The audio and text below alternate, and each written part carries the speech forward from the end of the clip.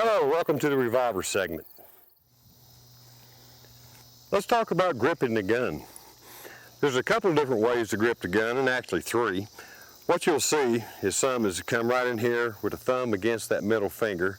Some people lay the thumb right up here at the top of the grip. My preferred method is with the thumb against the recoil shield. Whichever method you use, one thing you want to remember is keep a nice strong grip in the right hand. The right hand is your grip. If you're a two-handed shooter, a traditional shooter, your left hand is strictly for operating. Now on a duelist shooter, you need to keep some pressure right in here so that gun doesn't rock in your hand real bad, so you can keep a little pressure. The way you operate as a duelist, you come up with your thumb, you want to come off the side like this and just flip it. You don't want to come up here and hook it with your thumb and do this. You want it off the side of the hammer where it just flips off. That's the fastest way, and that's the way you need to start practicing, and a little dry firing will teach you how to do that. Another thing on the thumb against the recoil shield, my preferred method, is what that does, it comes up and I grip the gun firmly, but if I'm shooting heavier loads or even the light loads, I can put pressure against the back of the gun right in here. And what that does is keeps that gun from bouncing up. I'm actually using that thumb as a counterweight for that gun bouncing up. The heavier loads I shoot, just the more pressure I apply to the thumb, and I can keep that gun from bouncing and I can get on target faster. Another thing that it does, it helps line up. Most people that shoot their gun will shoot it something like this, and they'll have that wrist bent a little bit. In order for that grip to work for you, you're going to have to turn that gun in your hand and maybe even take just a hair lower grip to where that thumb will come up and can push against the side of it. But what it does is line up your wrist and your hand, and it's a lot quicker for getting on target. Another thing I like about it is the thumb acts just like the finger. When you pull out and you want to point at something, just close that left eye if your right eye dominant, and you'll see that you're pointing at wherever that finger is. It's the same principle with the thumb. I can come up and just point at something. I can look down and I'm pretty close. So when I draw that gun and I come up and I bring that gun out, you can take it away. My thumb is pointing in the direction of the target. So I'm going to be able to get on target a little quicker, and that's what I found. I can get on my first shots quite a bit quicker using this method. So that's a good thing. Now, operating the gun two-handed, like I said, all your grip's in your right hand. The left hand is strictly for operating the gun. It's for no other reason. So what you want to do on it, you don't want to have that hand laid up solid against the gun and try operating it like this. One thing, you'll put a lot of movement in the gun, your gun will be getting to start bouncing around. Personally, what I do is I lay this finger right here in front of the trigger guard, lay these fingers across, and I bring this one underneath. Some people can lay it in here wherever, it doesn't matter. But the main thing is keep separation between the offhand and the gun to where all you're doing is doing this, and it's not bouncing the gun around. That way you're able to operate the gun quickly. If you have it laid up in here, you're going to be all bound up, and it's just a slow way to shoot, and also an inaccurate way to shoot. So on the basic grips of the gun, that's about it. So practice those routines and see what works best for you, and just start dry firing or go to the range and start shooting. In cowboy action shooting, a lot of the stages may require you to stage the guns on the table and then go back to the holster as you move one way or the other to your next gun. So let's talk a little bit about guns off the table. The first thing I want to do is about picking up the gun from the table. A lot of times they'll have you start with your hands on hat, and in many cases they'll have you start with your hands flat on the table. There's a way to pick this gun up that's easier than any other way. What most people will do, they'll come in, they just grab the gun and they pick it up, and what happens is you don't have a good grip. So first thing you're doing after you pick it up, you're having to readjust your grip in order to shoot the gun. A simple fix for that is, even if your hands on hat or table, let's just do the table for instance, what you can do is use your left hand to help pick that gun up. You just simply slide that hand under the hammer as this hand comes over, and you lift the gun up with it. And that way your hand's able to get around the gun. It's fairly simple once you learn how to do it. And it's a very quick way for picking the gun up. It's a lot faster than coming here, picking, readjusting, and going this way. So that's just a little tip on picking the guns up off the table. Now let's talk about staging the guns. There's two different ways I'll stage the gun. This way, and there's another way I'll stage them, and that's this way. And that's going to depend on whether I want to go left or go right, or use my left hand to pick something else up with, or use my right hand to pick something else up with. Now if I stage the guns this way, I'm going to pick this gun up, I'm going to fire it. Well, I'm going to have to go back with this holster, because if I went with this holster, I'd be picking the gun upside down. So I'll be going to my left holster. Then in this case, you just have to reach down and grab the gun, and you fire it. Now I have a choice. I can either turn left with the downrange holster to where I can go and move, or I can have my left hand available to pick something else up off the table. The whole point of transitions is to keep something moving all the time. You don't ever want to get planted while you're having to put a gun away. So that's, if I want to go left, or if I want to pick something up with my left hand, this is how I'll stage them. But what if I want to go right? Well, that's where we do it in this way.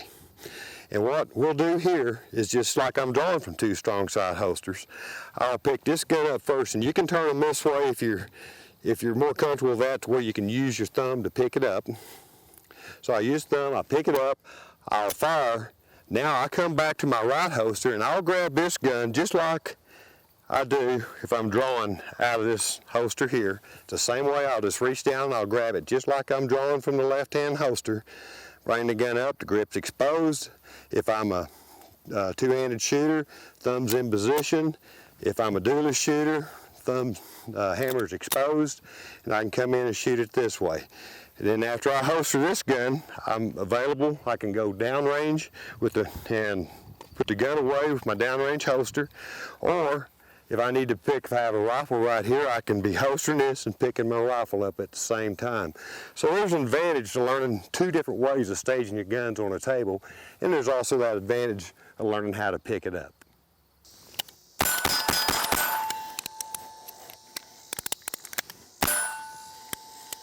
Let's talk about a one-shot reload in a Colt-style pistol and the Vaqueros. This is something that you ought to learn how to do. After you shoot 5 shots, just reload one for practice. At times, you'll see this in matches, and you'll need to know how to do it. It happens quite a bit in shoot-offs. And some of the shoot-offs at the end of the match is for everybody, so you don't have to be a top 20 shooter to get into it. Everybody's allowed to do it. So let's walk through that real slowly and let me show you how we do a one-shot reload. And this is in the Colt style action. So this gun being empty, let me show you how we do this. Once that shot's broke, you roll that gun into your left hand, and just where you're palming it, and you're opening the gate. And all this is taking place as you're bringing the gun back toward you. You open the gate with your right thumb, then come up and half cock. At that point, your thumb should be right up here. What happens is, from the point of thumb to knuckle, if you'll learn where to hold at, you can go 1, 2, it brings you to that empty cylinder. So you simply insert the round, and then you can go 1, 2, 1, 2. That brings that round right back here where it needs to be. So after I do that, 1, 2, 1, 2, I flip the gate. If I'm a duelist shooter, you can just come up and do this. If you're a two-handed shooter like I am, you come up and your thumb's in position, come over and cock. So it's break the shot, this, bring it back, roll over, come, 1, 2, 1, 2, flip back up, and fire. So with practice, you can learn to do that in pretty efficient time. A little faster gun to reload is a standard Vaquero. This one being a standard Vaquero, the cylinder does not run backwards. It's loaded the same way as a Colt gun. The only option that you don't have to do is put it on half cock. There isn't a half cock in it. All you have to do is simply open the gate, and it's the same routine. 1, 2, load the round, then 1, 2, 1, 2, flip the gate, roll up, and cock. So on this gun, it's fire, open the gate, thumb in position, 1, 2, load the round, 1, 2, 1, 2, and fire. And the easiest gun for a one-shot reload is a Ruger Vaquero with a free spin cylinder in it. And all that is, simply what it states, that cylinder is able to roll backwards and forward. This is definitely the fastest gun for a one-shot reload. What you do on it You'll break the shot, you come back and you open the cylinder and you begin to point a thumb and you just bring it over, and the second charge hole that was right here, you just roll it twice, put the round in it, and you just roll it back to the point of your thumb, close it, and fire. So it's this, open, in, back, fire. Very quick. Okay, let's talk about the cross draw configuration a little bit. I'm just going to pretend my left hand is a cross draw. I'm going to move it around and angle it like a cross draw would normally set on a rig. Now you'll see a lot of people that wear their cross draws back over here, and that's okay, but the only thing you have to do with that is do what we call a cross draw dance.